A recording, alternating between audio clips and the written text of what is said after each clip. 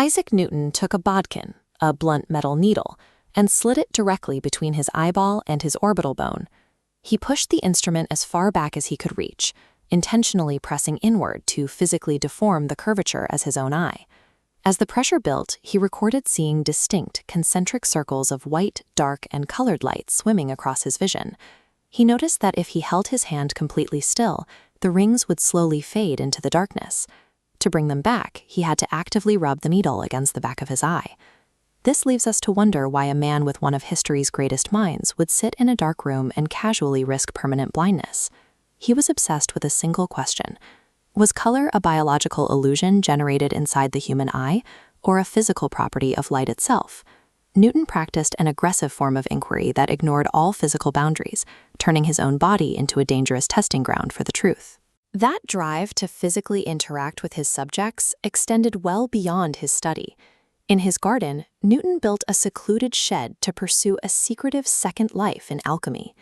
Inside this makeshift lab, he discarded any notion of objective distance. He regularly handled raw, reactive metals with his bare hands and deeply inhaled the fumes of boiling chemical mixtures. His records indicate that he frequently tasted these toxic concoctions, including heavy liquid mercury. During this period, his public life was marked by extreme volatility. He suffered from severe bouts of depression and a vicious temper that drove him to systematically destroy the careers of scientific rivals, like the mathematician Gottfried Leibniz.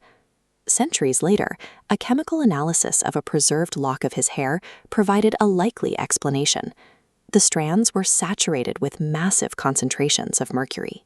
The paranoia, the depression, and the violent outbursts of rage align exactly with the well-documented symptoms of acute heavy metal poisoning. His decaying mental stability was the direct physical cost of his compulsion to physically consume his research. Newton applied his analytical rigor to Scripture, convinced that the Bible contained a codified mathematical blueprint for the universe. He spent 50 years quietly agonizing over these texts, generating more than 4,500 pages of notes, attempting to mathematically decode ancient prophecies.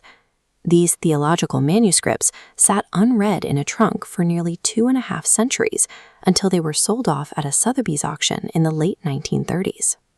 A large portion of those papers eventually found their way into the archives of the Hebrew National Library in Jerusalem.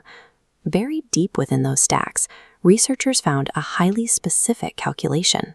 On a stray scrap of paper, using numerical values extracted from the Book of Daniel, Newton had attempted to pinpoint the exact year the final apocalyptic sequence would begin. He set that date at 2060 AD. When this calculation was published by the British press in 2003, it caused immediate shockwaves. According to his timeline, 2060 would initiate devastating plagues and global war, ultimately followed by the second coming of Christ. Newton approached the mechanics of the apocalypse as a solvable cosmic variable, treating the Day of Judgment with the same mathematical rigor as the laws of motion.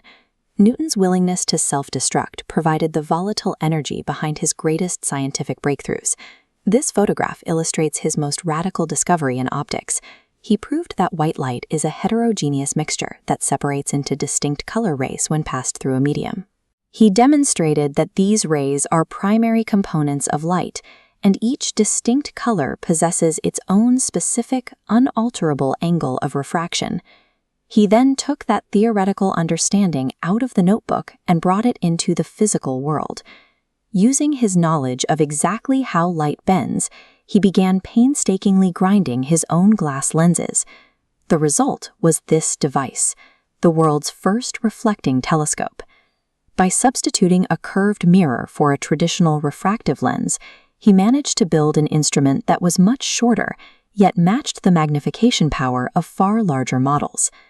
This specific physical invention secured his fellowship in the Royal Society, laying the cornerstone for a reputation that would eventually enshrine him as the icon of rational physics. The mathematical framework of modern physics was forged by a man who prioritized the extraction of data over his own health, sacrificing his physical safety to force nature to reveal its hidden structures. If you want to explore more hidden histories and the strange realities behind scientific legends, hit subscribe and join us for the next episode.